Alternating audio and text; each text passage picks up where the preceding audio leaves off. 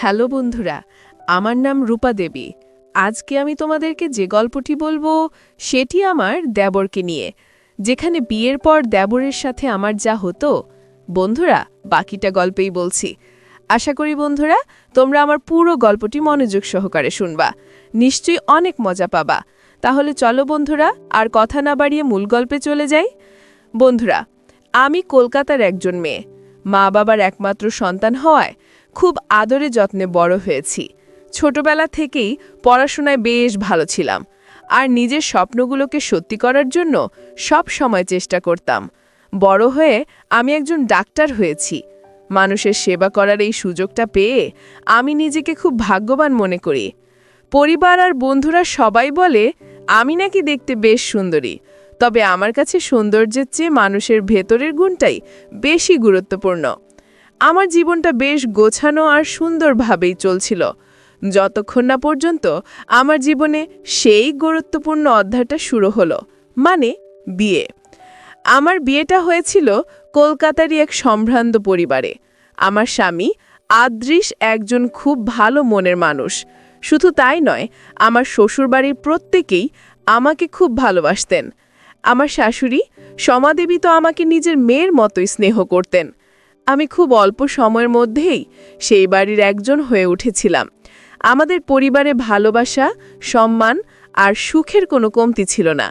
আমি আমার ডাক্তারি পেশা আর সংসার দুটোই খুব সুন্দর করে সামলাচ্ছিলাম। প্রতিদিনের রুটিনটাও ছিল খুব সাধারণ, কিন্তু আনন্দে ভরা। আমার একটা অভ্যাস ছিল প্রতিদিন ভোরবেলা হাঁটতে যাওয়া। ভোরের স্নিগ্ধ বাতাস আর পাখির কলরব আমার মনকে শান্ত করে দিত। বিয়ের পরও আমি আমার এই অভ্যাসটা ছাড়িনি। মজার ব্যাপার হলো, আমার শাশুড়ি মাও আমার সঙ্গে হাঁটতে যেতে শুরু করলেন। প্রথম প্রথম ব্যাপারটা আমার খুব ভালো লাগতো। আমরা একসঙ্গে হাঁটতে বেরোতাম, টুকটাক গল্প করতাম। মা আর মেয়ের মতো আমাদের এই সকালের হাঁটাটা আমার দিনের সবচেয়ে প্রিয় একটা অংশ হয়ে উঠেছিল। কিন্তু কিছুদিন যেতেই আমি একটা অদ্ভুত জিনিস লক্ষ্য করতে শুরু করলাম। আমরা একসঙ্গে বাড়ি থেকে বের হলেও মিনিট 10 হাঁটার পরেই মা হঠাৎ করে বলতেন, বৌমা তুমি এগো, আমি ওই দিকটা থেকে একটু ঘুরে আসছি। এই বলে উনি রাস্তার মোড় ঘুরে অন্য একটা পথে চলে যেতেন।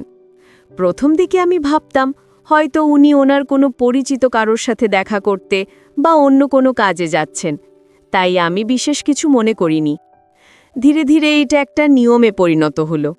প্রতিদিন সকালে তিনি আমার থেকে আলাদা হয়ে যেতেন এবং প্রায় 1 ঘন্টা পর একা একাই বাড়ি ফিরতেন। আমি লক্ষ্য করতাম ফিরে আসার পর তার মুখটা কেমন যেন গম্ভীর আর চিন্তিত থাকত। বাড়িতেও তিনি খুব চুপচাপ থাকতেন, কেমন যেন নিজের মধ্যেই হারিয়ে থাকতেন। তাঁর এই অন্যমনস্কতার নীরবতা আমার মনে একটা খটকার জন্ম দিল। আমি বুঝতে পারছিলাম কিছু একটা সমস্যা নিশ্চয়ই আছে, যা তিনি সবার থেকে আড়াল করে রাখছেন। আমি মনে মনে ভাবতাম আমার শাশুড়িমা হয়তো কোনো গভীর দুঃখে আছেন, যা তিনি কাউকে বলতে পারছেন না। আমি তাকে সব সময় খুশি রাখার চেষ্টা করতাম, তার সাথে বসে গল্প করার চেষ্টা করতাম, তার মনের কথা জানার চেষ্টা করতাম। আমি চাইতাম তিনি যেন আমাকে বিশ্বাস করে তার মনের সব কষ্টগুলো খুলে বলেন। কিন্তু তিনি সব সময় প্রসঙ্গটা এড়িয়ে যেতেন আর একটা ম্লান হাসি দিয়ে বলতেন, না রে মা, তেমন কিছু না, তুই শুধু শুধু চিন্তা করছিস। তার এই এড়িয়ে যাওয়াটা আমার উদ্বেগ আরও বাড়িয়ে দিচ্ছিল। আমি বুঝতে পারছিলাম তার মনের মধ্যে বিশাল কোনো ঝড় বয়ে চলেছে, যার আজ তিনি আমাদের পর্যন্ত পৌঁছাতে দিচ্ছেন না। আমি সিদ্ধান্ত নিলাম আমাকে এর কারণটা খুঁজে বের করতেই হবে। তার এই নীরবতার পেছনের রহস্যটা আমাকে জানতেই হবে। কিন্তু কিভাবে জানব সেটাই বুঝে উঠতে পারছিলাম না। একদিন হাসপাতাল থেকে ফেরার সময় ঘটল সেই আশ্চর্যজনক ঘটনাটা। আমি আমাদের এলাকার সেন্ট্রাল জেলের সামনে দিয়ে আসছিলাম। হঠাৎ আমার চোখ আটকে গেল। আমি দেখলাম আমার শাশুড়ি মা জেলের গেটের বাইরে দাঁড়িয়ে আছেন, রাস্তার ঠিক উল্টো দিকে।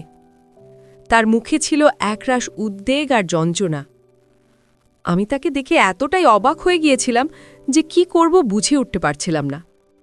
আমি দ্রুত রাস্তা পার হয়ে ওপারে যাওয়ার জন্য পা বাড়ালাম, কিন্তু আমি পৌঁছানোর আগেই তিনি জেলের ভেতরে ঢুকে গেলেন। সেই মুহূর্তে আমার মনে হাজারো প্রশ্ন ভিড় করে এলো। আমার শাশুড়ি এখানে কি করছেন? বন্ধুরা, আমি হতভম্ব হয়ে জেলের গেটের সামনে দাঁড়িয়ে রইলাম। আমার শাশুড়ি, যিনি একজন অত্যন্ত সম্মানিত এবং শান্ত স্বভাবের মানুষ, তিনি এই জেলের ভেতরে কেন যাবেন? কার সাথে দেখা করতে এসছেন তিনি? আমার মাথা কাজ করছিল না। আমি গেটের দায়িত্বে থাকা রক্ষীকে কাঁপা কাঁপা গলা জিজ্ঞেস করলাম, একটু আগে যে ভদ্রমহিলা ভেতরে ঢুকলেন, তিনি কি প্রায়ই এখানে আসেন? গেটম্যান আমার দিকে তাকিয়ে সহজভাবেই উত্তর দিল, হ্যাঁ দিদিমণি, ওই জেঠিমা তো প্রায়ই আসেন, ভেতরের এক কয়েদির সাথে দেখা করতে। এই কথাটা শোনার পর আমার পায়ের তলার মাটি যেন সরে গেল। আমি সেখানেই দাঁড়িয়ে থাকার সিদ্ধান্ত নিলাম। আজ আমাকে এর শেষ দেখে ছাড়তে হবে। আমার শাশুড়ির মনের মধ্যে জমে থাকা এই বিশাল রহস্যের জট আমাকে খুলতেই হবে। আমি মনে মনে প্রতিজ্ঞা করলাম, আজ আমি তার সাথে কথা বলেই বাড়ি ফিরব। কেন তিনি আমাদের সবার থেকে এত বড় একটা সত্যি লুকিয়ে রেখেছেন, তার কারণটা আমাকে জানতেই হবে। আমার মনের মধ্যে তখন তোলপাড় চলছে। বিভিন্ন রকম নেতিবাচক চিন্তা আমার মাথায় আসছিল, কিন্তু আমি মনকে শান্ত রাখার চেষ্টা করছিলাম। প্রায় 1 ঘন্টা পর আমার শাশুড়ি জেল থেকে বেরিয়ে এলেন। তার মুখটা আগের চেয়েও বেশি বিষণ্ণ আর ক্লান্ত দেখাচ্ছিল। গেট থেকে বেরিয়ে আমাকে সামনে দাঁড়ানো দেখে তিনি চমকে উঠলেন। তার চোখ দুটো ভয়ে আর আতঙ্কে বড় বড় হয়ে গেল। তিনি হয়তো ভাবতেও পারেননি যে আমি তার পিছু পিছু এখানে চলে আসব। আমি তার কাছে এগিয়ে গেলাম এবং খুব শান্তভাবে, যতটা সম্ভব নিজেকে সংযত রেখে জিজ্ঞেস করলাম, মা, আপনি এখানে কেন আসেন? কার সাথে দেখা করতে আসেন? দয়া করে আমাকে সব সত্যিটা বলুন। আমি আপনার মেয়ে, আমাকে তো বলতে পারেন। আমার প্রশ্নে তার মুখের ভঙ্গি বদলে গেল। তিনি প্রথমে ইতস্তত করছিলেন, কিন্তু আমার চোখের দিকে তাকিয়ে হয়তো আমার ভেতরের উদ্বেগটা বুঝতে পেরেছিলেন। তিনি একটা দীর্ঘশ্বাস নেলে বললেন, বৌমা, তুমি বাড়ি চলো। আমি তোমাকে সব খুলে বলছি। এখানে দাঁড়িয়ে এসব কথা বলা ঠিক হবে না। তার কথায় আমি রাজি হলাম। আমরা দুজনে চুপচাপ বাড়ির দিকে রওনা দিলাম। পুরো রাস্তাটা কেউ কোনো কথা বললাম না, কিন্তু একটা চাপা উত্তেজনা আমাদের দুজনকে ঘিরে রেখেছিল। আমরা বাড়ি ফিরে সোজা লিভিং রুমে এসে বসলাম। আমি 1 গ্লাস জল এনে তার হাতে দিলাম।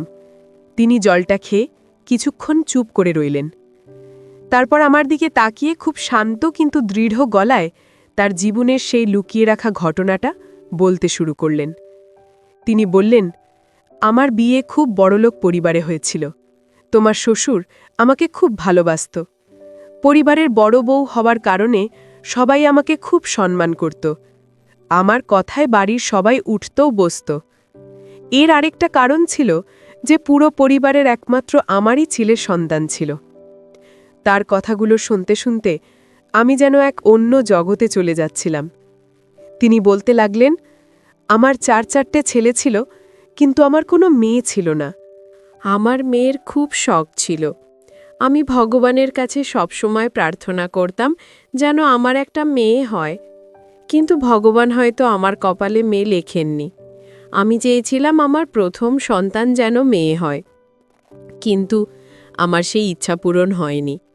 আমার 4 ছেলের মধ্যে বয়সের পার্থক্য খুব বেশি ছিল না, তাই ওরা প্রায় একসঙ্গেই বড় হচ্ছিল।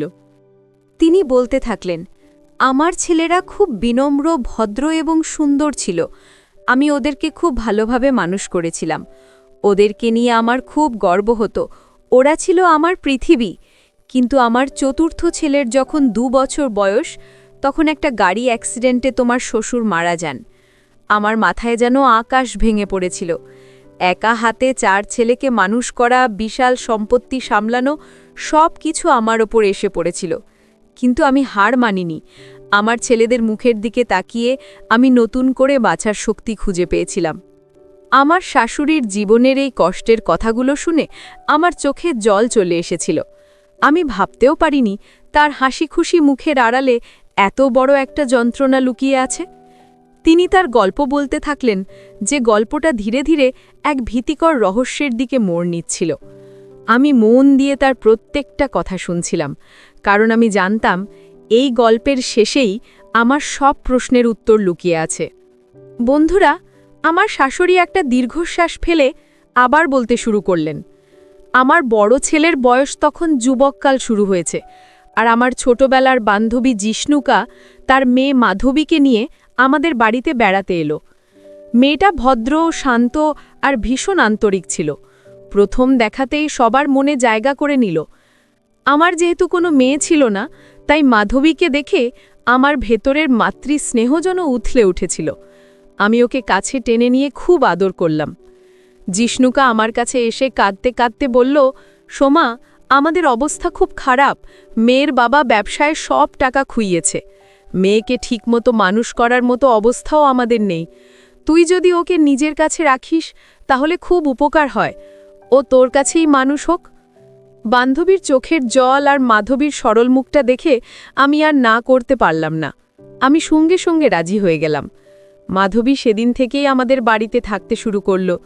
আমার মনে হলো ভগবান যেন আমার মনের ইচ্ছা পূরণ করলেন। মাধবী খুব তাড়াতাড়ি আমাদের পরিবারের সাথে মিশে গেল। ও আমাকে আন্টি বলে ডাকত আর সারা দিন আমার আঁচল ধরে ঘুরে বেড়াতো। সব কাজে আমার সাথে হাতে হাতে সাহায্য করত। আমি ওকে নিজের মেয়ের মতোই ভালোবাসতে শুরু করলাম। আমার মনে সব অপূর্ণ ইচ্ছেগুলো আমি ওকে দিয়ে পূরণ করতাম। ওকে ভালো ভালো জামা কিনে দিতাম, নিজের হাতে সাজিয়ে দিতাম। আমার ছেলেরাও মাধবীকে খুব ভালোবাসত। ওকে নিজেদের ছোট বোনের মতোই দেখত। আমাদের বাড়িটা যেন মাধবীর আগমনে আরও বেশি আলোকিত হয়ে উঠেছিল। কিন্তু এই সুখ বেশিদিন স্থায়ী হল না। 2 মাস পর হঠাৎ একদিন মাধবীর বাবা আমাদের বাড়িতে এসে হাজির হলো। সে আমাকে বলল, আমি আমার মেয়েকে ফিরিয়ে নিয়ে যেতে চাই। আমি তো শুনে অবাক।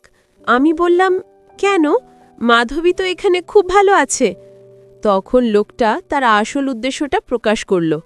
সে বলল, আপনি যদি মাধবীকে নিজের কাছেই রাখতে চান তাহলে ওর ভবিষ্যৎ সুরক্ষিত করার জন্য আমাদের কিছু সম্পত্তি ওর নামে লিখে দিতে হবে। তার কথা শুনে আমি স্তম্ভিত হয়ে গেলাম। টাকার জন্য একজন বাবা তার নিজের মেয়েকে ব্যবহার করতে পারে, এটা আমার কল্পনার বাইরে ছিল। আমি চাইনি মাধবী আমার কাছ থেকে দূরে চলে যাক। ওর সরল মুখটা আমার চোখের সামনে ভাসছিল। তাই ওর বাবার মনের শান্তির জন্য আর মাধবীকে আমার কাছে রাখার জন্য আমি আমাদের একটা প্লট মাধবীর নামে লিখে দিলাম। সেটা দেখে ওর বাবা চুপচাপ আমাদের বাড়ি থেকে চলে গেল। এরপর থেকে মাধবীর বাবা মা প্রায়ই আসতো, মেয়ের সাথে দেখা করার নাম করে আমার থেকে টাকা পয়সা নিয়ে যেত। আমি বুঝেও না বোঝার ভান করে থাকতাম, শুধু মাধবীর মুখের দিকে তাকিয়ে। দিন গড়াতে লাগলো। মাধবী আমাদের বাড়িতেই বড় হতে লাগলো। আমার ছেলেদের সাথে ওর একটা সুন্দর পরিবারের মতো সম্পর্ক তৈরি হয়েছিল। বিশেষ করে আমার বড় ছেলে আদৃশের সাথে ওর আন্তরিক বন্ধুত্ব হয়েছিল। দেখতে দেখতে মাধবীর বিয়ের বয়স হয়ে গেল।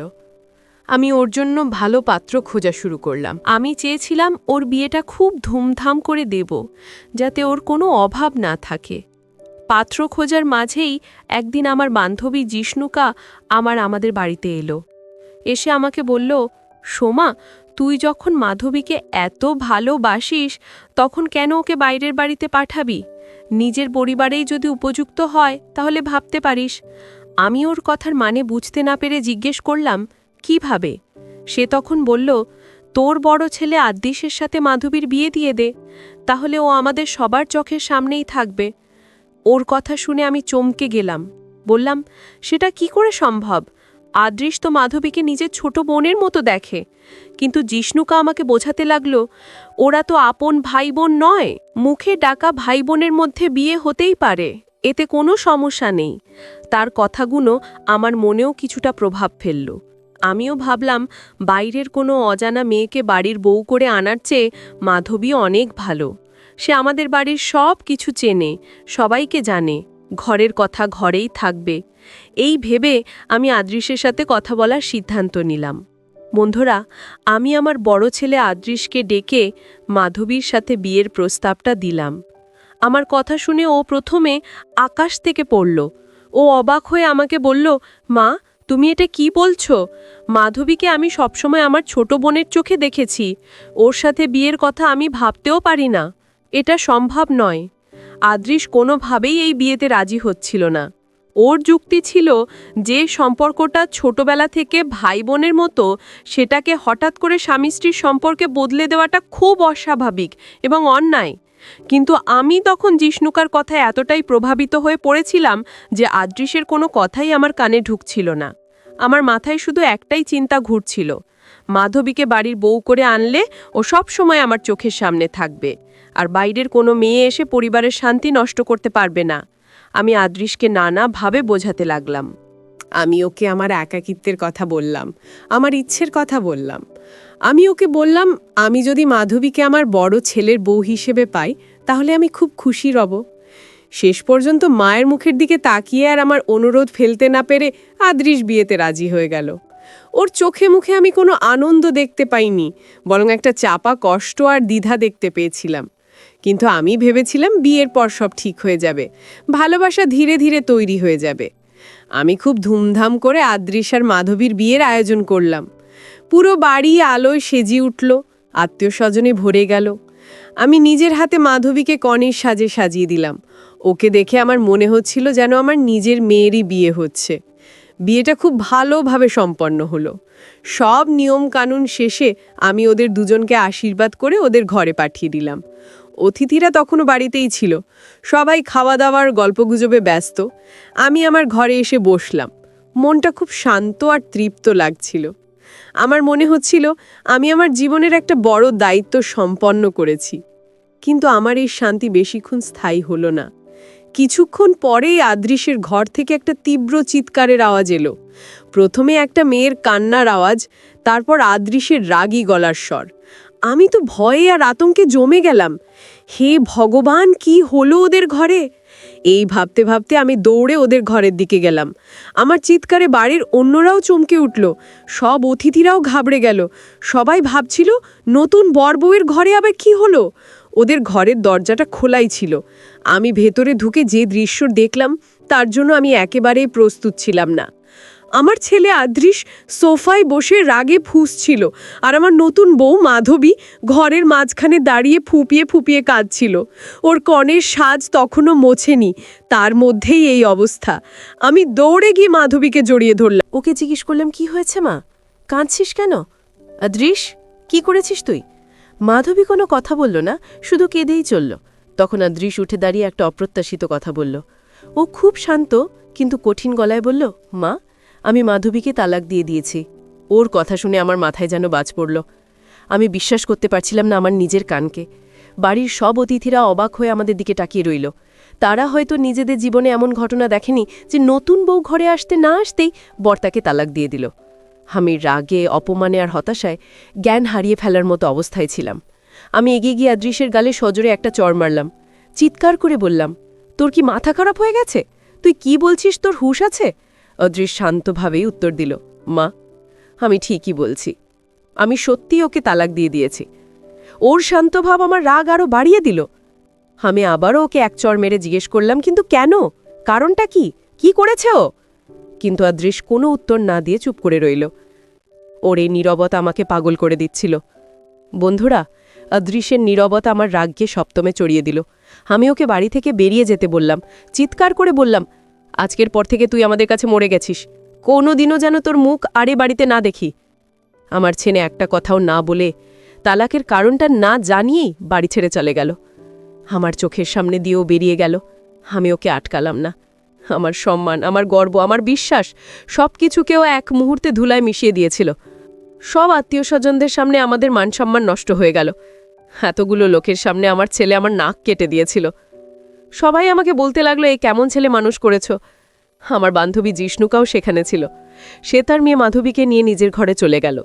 আমিও বিধ্বস্ত অবস্থায় আমার ঘরে এসে বসলাম। আমার বিশ্বাস হচ্ছিল না আমার এত দায়িত্ববান ছেলে আমাকে সবার সামনে এভাবে অপমান করতে পারে। কিন্তু ও কেন এমনটা করল সেই প্রশ্নটাই আমার মাথায় ঘুরপাক খাচ্ছিল। পরের দিন জিষ্ণুকা আর তার স্বামী এসে বাড়িতে তুলকালাম শুরু করল। তারা চিৎকার করে বলতে লাগলো, আমার মেয়ের জীবনটা নষ্ট হয়ে গেল। এই তালাকপ্রাপ্ত মেয়েকে এখন কে বিয়ে করবে? তোমার ছেলে আমার মেয়ের জীবনটা শেষ করে দিল। তাদের কথা শুনে আমি খুব অপমানিত বোধ করছিলাম। আমার ছেলের জন্য আজকে আমাকে এই দিনটাও দেখতে হচ্ছে। তখন জিষ্ণুকার স্বামী একটা কথা বলল যা আমার মনে গেঁথে গেল। সে আমাকে বলল, মাধবীর ভবিষ্যৎটা অনিশ্চিত।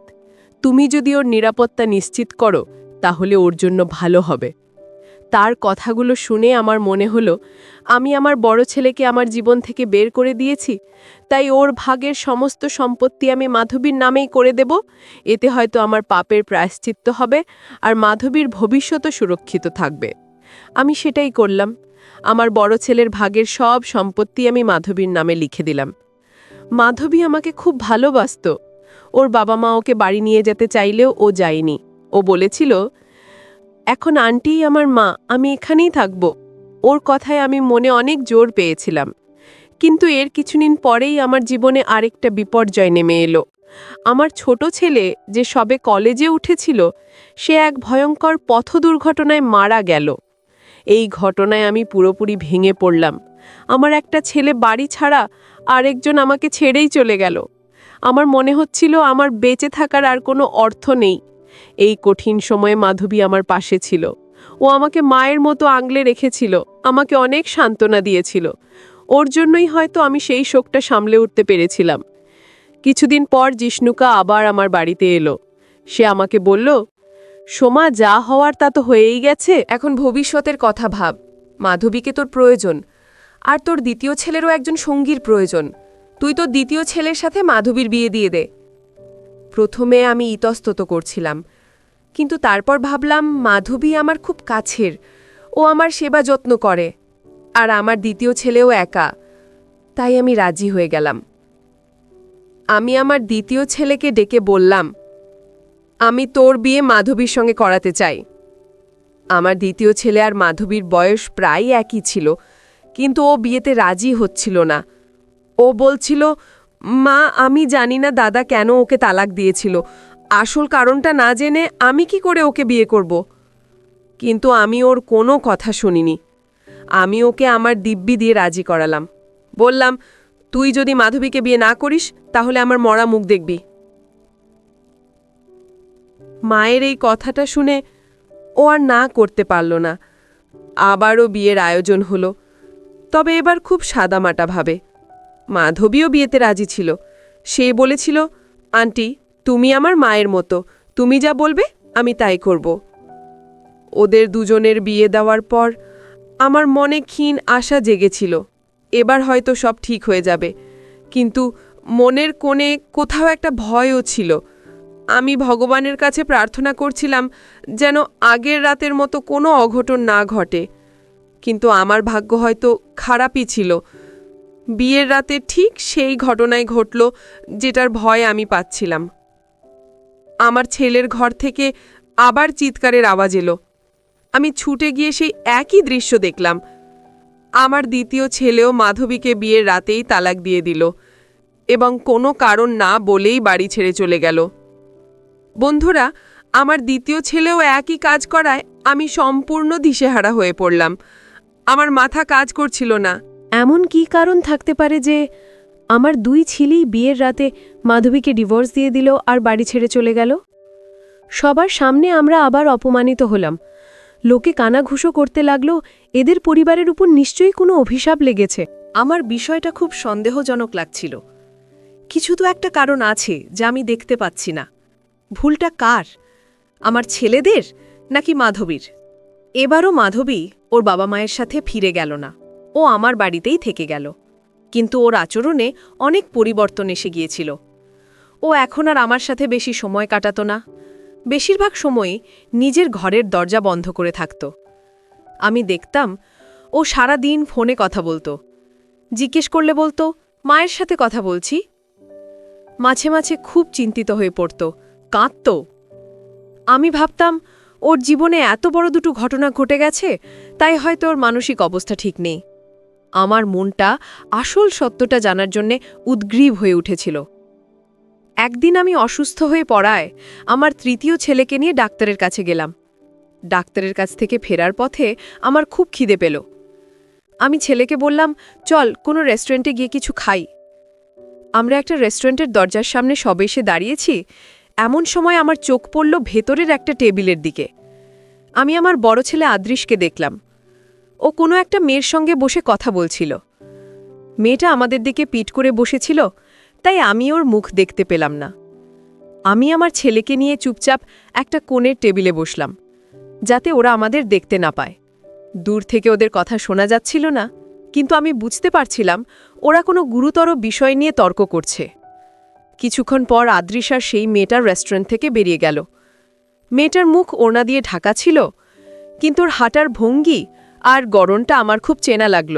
আমার মনে হলো ওকে মাধবীর মতোই দেখতে। আমার সন্দেহটা আরও দৃঢ় হলো। আমি সঙ্গে সঙ্গে আমার বাড়ির কাজের মেয়েকে ফোন করে জিজ্ঞেস করলাম, একবার দেখ তো মাধবী বৌদি ঘরে আছে নাকি। সে কিছুক্ষণ পর আমাকে ফোন করে জানালো, না তো, মাধবী বৌদি ঘরে নেই। আমার বুকের ভেতরটা ধক করে উঠল। আমি বাড়ি ফিরে এলাম এবং মাধবীর ওপর নজর রাখতে শুরু করলাম। আমি ওর ওপর একরকম গোয়েন্দাগিরিই শুরু করলাম। ও এমন কিছু করত না যা খোলাখুলি সন্দেহজনক, শুধু মাঝে মাঝে বাড়ি থেকে বেরিয়ে যেত আর অনেকক্ষণ পর ফিরত। একদিন আমি ওর পিছু নিলাম। ও একটা পার্কে গেল, কিন্তু সেখানে গিয়ে আমি যা দেখলাম তাতে আমার পায়ের তলার মাটি সরে গেল। আমি দেখলাম পার্কে মাধবী আমার দ্বিতীয় ছেলের সঙ্গে দেখা করছে। ওরা অনেকক্ষণ ধরে কথা বলল। তার মানেও আমার ছেলেদের সাথে সবার আড়ালে দেখা করত। কিন্তু কেন? যে ছেলেরা ওকে ডিভোর্স দিয়ে দিয়েছে তাদের সাথে ওর কিসের এত কথা? আমার মাথায় কিছুতেই ঢুকছিল না। আমি মাধবীকে অনেকবার জিজ্ঞেস করার চেষ্টা করেছি, আমার ছেলেরা তোকে কেন ডিভোর্স দিয়েছে, সত্যিটা আমাকে বল। কিন্তু প্রতিবারই এড়িয়ে যেত আর কান্না শুরু করে দিত। কিন্তু এবার আমি সিদ্ধান্ত নিলাম এই রহস্য আমি জেনেই ছাড়ব। আমি একটা পরিকল্পনা করলাম। আমি জানতাম এটা ঝুঁকিপূর্ণ, কিন্তু সত্যিটা জানার জন্য আমার কাছে আর কোনো উপায় ছিল না। আমি একদিন মাধবীকে ডেকে বললাম, আমি আমার তৃতীয় ছেলের সঙ্গে তোর বিয়ে দিতে চাই, তুই কি রাজি আছিস? আমার কথা শুনে ও একটু অবাক হলো না, বরং খুব শান্তভাবে বলল, আন্টি, আপনি আমার মায়ের মতো, আপনি আমার জীবনের সাথে যা চান তাই করতে পারেন। ওর এই সহজ সম্মতি আমার সন্দেহকে আরও বাড়িয়ে দিল। আমি বুঝতে পারছিলাম ও নিশ্চয়ই কিছু একটা ভেবেছে। আমি ওর বিয়ে আমার তৃতীয় ছেলের সঙ্গে দেওয়ার সিদ্ধান্ত নিলাম শুধুমাত্র আসল রহস্যটা জানার জন্য। এমন কি হয় বিয়ের প্রথম রাতে যে আমার ছেলেরা ওকে ডিভোর্স দিতে বাধ্য হয়, সেটা আমাকে দেখতেই হবে। বন্ধুরা, আমার তৃতীয় ছেলের সাথে মাধবীর বিয়ের দিনটা চলে এলো। মাধবীকে এই বিয়ের জন্য বেশ খুশি দেখাচ্ছিল, যা আমার সন্দেহকে আরও ঘনীভূত করছিল। আমার তৃতীয় ছেলে প্রথমে দ্বিধায় ছিল, কিন্তু পরিবারের চাপে শেষ পর্যন্ত বিয়েতে রাজি হলো। আমি বিয়ের সমস্ত আয়োজন সম্পন্ন করলাম। আমার মাথায় তখন শুধু একটাই চিন্তা, যেভাবেই হোক আজ রাতের রহস্যটা আমাকে ভেদ করতেই হবে। বিয়ের পর যখন বরকনেকে ঘরে পাঠানোর সময় হলো, আমি আমার ছেলেকে কাছে ডাকলাম। আমি ওকে বললাম, আমার শরীরটা হঠাৎ করে খুব খারাপ লাগছে, তুই এক্ষুনি ওষুধের দোকানে যা আর আমার জন্য এই ওষুধগুলো নিয়ে আয়। আমার ছেলে মায়ের অসুস্থতার কথা শুনে কোনো দ্বিধা না করে তার বিয়ের পোশাক পরিবর্তন করে ওষুধ আনতে চলে গেল। ও চলে যাওয়ার পরই আমি আমার পরিকল্পনার সবচেয়ে ঝুঁকিপূর্ণ কাজটা করলাম। আমি আমার ছেলের পোশাক পরে নিলাম। মুখে ফুলের মালা দেওয়া পাগড়িতে ঝুলিয়ে মুখটা ভালো করে ঢেকে নিলাম, যাতে আমাকে চেনা না যায়। তারপর বরের ছদ্মবেশে আমি নিজেই ওদের ঘরে চলে গেলাম। আমার বুকের ভেতরটা ভয়ে আর উত্তেজনায় কাঁপছিল, কিন্তু আমাকে এটা করতেই হতো। আমি ধীরে ধীরে দরজা খুলে ভেতরে ঢুকলাম। দেখলাম মাধবী নববধূর সাজে বিছানার ওপর ঘুমটা দিয়ে বসে আছে। আমাকে ঘরে ঢুকতে দেখে ও ঘুমটা সরিয়ে বলল, আমি জানি আজ থেকে আপনি আমার জীবনসঙ্গী, কিন্তু আমি আপনাকে একটা কথা বলতে চাই। আমি সবসময় আপনাকে ছোট ভাইয়ের চোখেই দেখেছি, তাই আপনাকে স্বামী হিসেবে মেনে নিতে পারবো না। আমাদের ছোটবেলার কথা আপনার মনে আছে? আমরা একসাথে খেলতাম, আমি আপনাকে কত আদর করতাম। আন্টি জোর করে আপনার সাথে আমার বিয়ে দিয়েছেন। আমি চুপ করে ওর কথা শুনছিলাম। ও বলে চলল, আন্টি শুধু দুনিয়াকে দেখানোর জন্য নাটক করে যে তিনি আমাকে কত ভালোবাসেন। আসলে আমার আগের বিয়েগুলো তিনিই জোর করে দিয়েছিলেন এবং ওনার কথাতেই আপনার ভাইয়েরা আমাকে ডিভোর্স দিয়ে দিয়েছে। আজও আমাকে বরকনের একসাথে থাকার আগে আন্টি বলে দিয়েছেন, আমার কথাটা আমার ছেলের কাছে পৌঁছে দিও। ও যেন তোমাকে ডিভোর্স দিয়ে দেয়, তাই আপনি আপনার মায়ের সিদ্ধান্তকে সম্মান জানান আর আমাকে ডিভোর্স দিয়ে দিন। ওর কথাগুলো শুনে আমি হতবাক হয়ে গেলাম।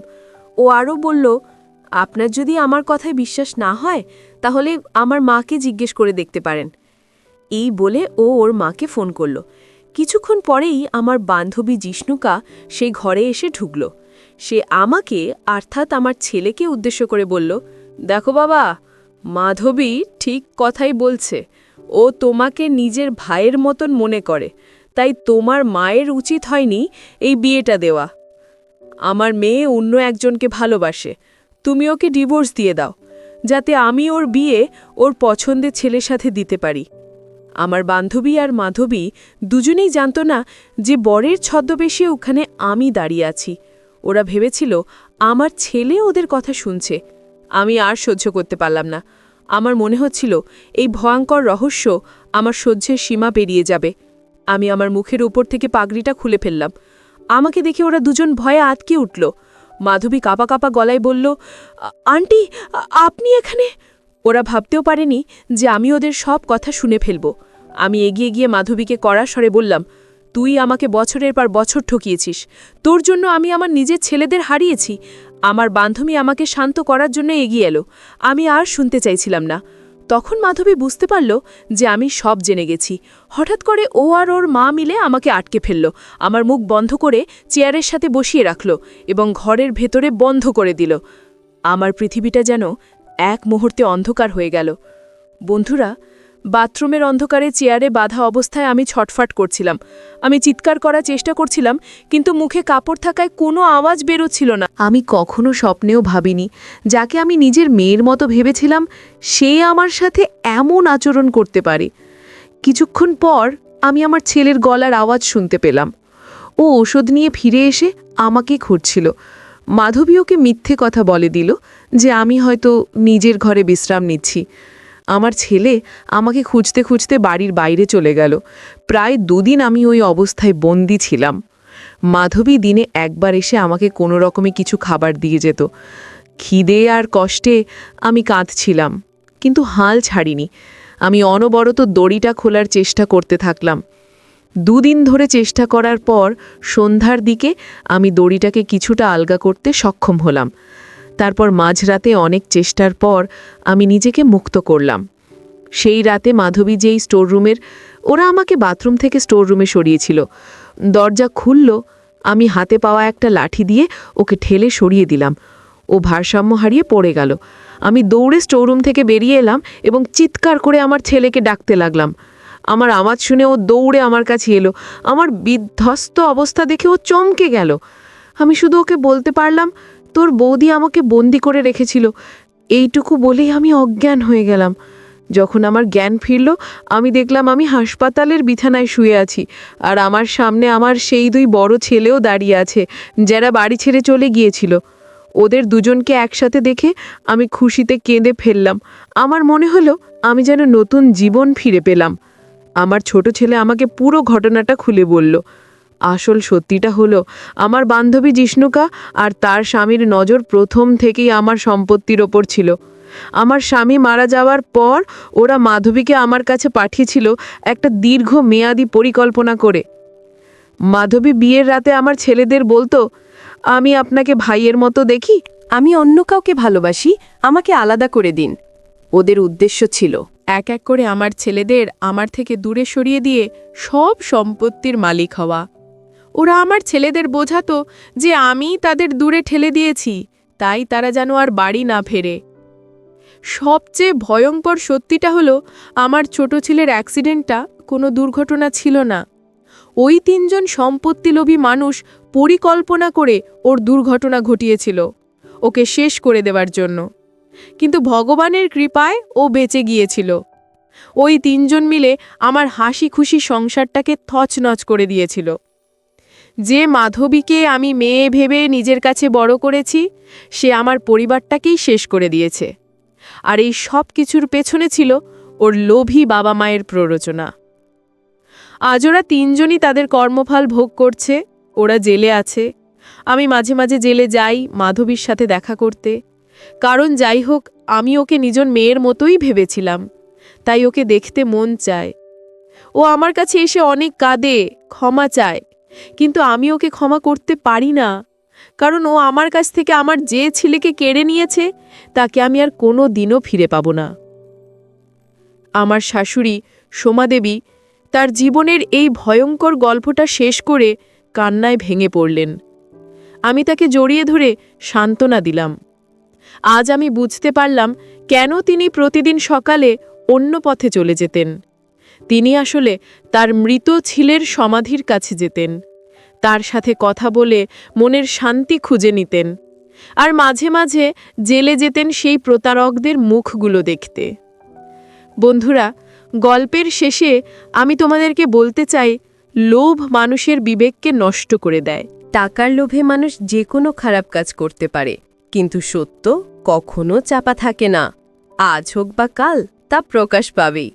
আর যারা অন্যের ক্ষতি করে তারা কখনোই সুখী হতে পারে না। কর্মফল তাদের ভোগ করতেই হয়। তাই আমাদের সবসময় সৎ পথে চলা উচিত। এবং কোনো মানুষকে অন্ধভাবে বিশ্বাস করার আগেই তাকে ভালোভাবে যাচাই করে নেওয়া উচিত। ভালোবাসা আর বিশ্বাসের সুযোগ নিয়ে কেউ যেন আপনার জীবনটাকে নষ্ট করে দিতে না পারে, সেদিকে খেয়াল রাখাটা খুব জরুরি। বন্ধুরা, আমার গল্পটি যদি তোমাদের ভালো লাগে তাহলে লাইক, শেয়ার এবং সাবস্ক্রাইব করে পাশে থেকো। আর বন্ধুরা, তোমরা এতক্ষণ ধৈর্য ধরে গল্পটি শোনার জন্য তোমাদের সবাইকে অসংখ্য ধন্যবাদ।